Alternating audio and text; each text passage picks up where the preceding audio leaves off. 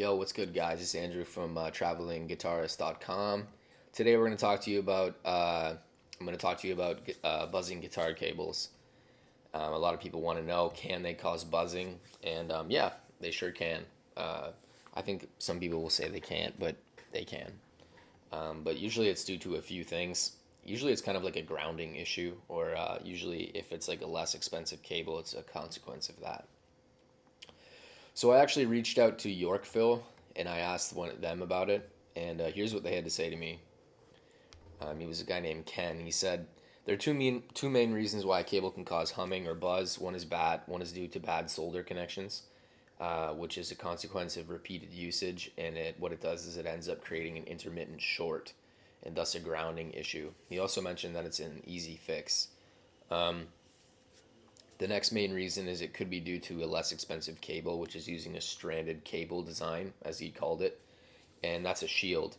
And what it is it's you have thin copper wires that are wrapped around the core wire, and that's a stranded cable design in comparison to a superior cable, which uses what's called a braided wire, which is when you take all those thin copper wires and I guess they braid them together so it's more solid, and then they wrap it around the core wire. So it's mostly it can be a consequence of how it's made. So if it's a more expensive cable, the shield is more solid. The shield is thicker. It's more solid. Um, it also takes more work to create it. So I imagine that's why they're a little bit more money. They tend to be a little bit more money. Um, Other things that can cause that kind of buzzing. The guy mentioned to me that it's not uncommon for a guitar's pickups to pick up on extraneous noises. Um, so in that case, it's not actually the cable that's the problem. It's just like where you're sitting in your room in conjunction with perhaps all the electronics that are in your room. Um, some people even say that their ceiling fan causes the problem. Like I guess it like spins the uh, like electronic interference around or something. But I'm gonna read to you the full explanation of what he said to me. Um,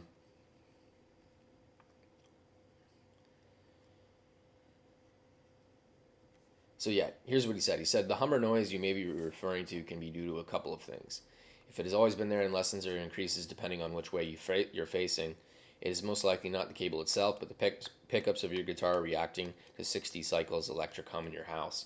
If it has developed recently and you're sure it's the cable, it could be bad solder connections. The solder connections in the connectors can break through repeated usage, causing an intermittent short or a grounding issue, which can be fixed simply. Moreover, it could also be due to the construction of the cable itself, for itself.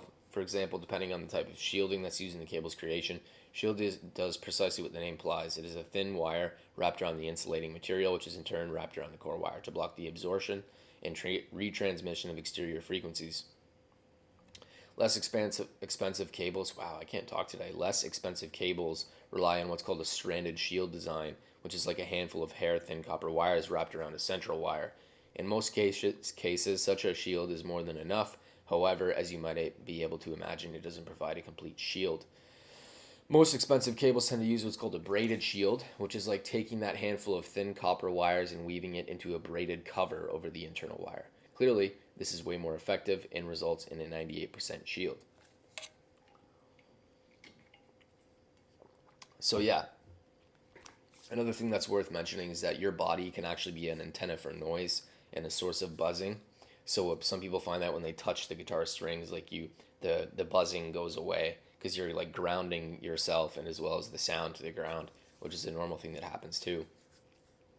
Um, so in terms of things you can do about this, I mean, if the cable is malfunctioning and it has bad soldering, that can actually be fixed. However, I would say, man, you're just better off to go out and buy a new one. Like if you have to re-solder a cable, like I don't know, man. Like, do you have that gear around your house? It might just be better off to take it to just go to a store and buy a new one, you know? Another thing you can do is you can move around some of the electronics in your room. It's a possibility that your pickups and whatnot and your setup is actually picking up on all this electronic interference. And especially nowadays when most people have home recording studios where they have monitors, a TV, like a laptop, perhaps a big TV, an Apple TV box, maybe your cable's hooked up, another TV, your fan, like all kinds of stuff in your room, right? So it's worth mentioning that maybe you should just move things around a little bit. Another thing that you can do is use a power conditioner, and what that does is that it ensures that you're getting a clean source of power for your setup.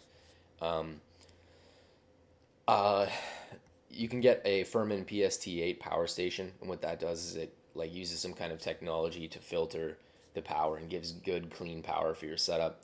And this is a good thing that musicians take on the road to ensure that all their gear is getting good stuff, good power rather. Um, but yeah, that's pretty much all for this video.